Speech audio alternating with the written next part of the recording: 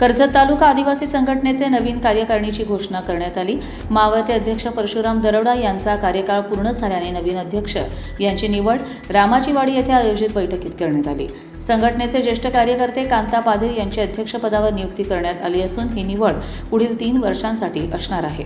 कर्जत तालुका आदिवासी संघटनेची नवीन कार्यकारिणी निवड करण्यासाठी नेरळ कशेळे रस्त्यावरील रामाची वाडी येथे सर्वसाधारण सभेचे आयोजन करण्यात आले। यावेळी मावळते अध्यक्ष परशुराम दरोडा यांनी आपल्या 3 वर्षांच्या कार्यकाळाची माहिती दिली। त्यानंतर पुढील 3 वर्षांसाठीच्या अध्यक्षपदाची निवड करण्यात आली। त्यात अध्यक्षपदासाठी कांता पाधीर, उपाध्यक्षपदी प्रचून केवारी, लक्ष्मण उघडे, सचिव नितीन निरगुडा, दिनेश पिंगळे, सहसचिव भरत पाधीर, खजिनदार तुषार कवठे, महिला अध्यक्षा माजी पंचायत समिती उपसभापती जयवंती हिंदोळे, महिला उपाध्यक्ष नीलम ढोले, प्रसिद्धी प्रमुख नितीन पारदी, मोतीराम पाधीर यांची कार्यकारिणीमध्ये निवड करण्यात आली। कर्जत लाईव्हसाठी नितीन पारदी, माथेरान।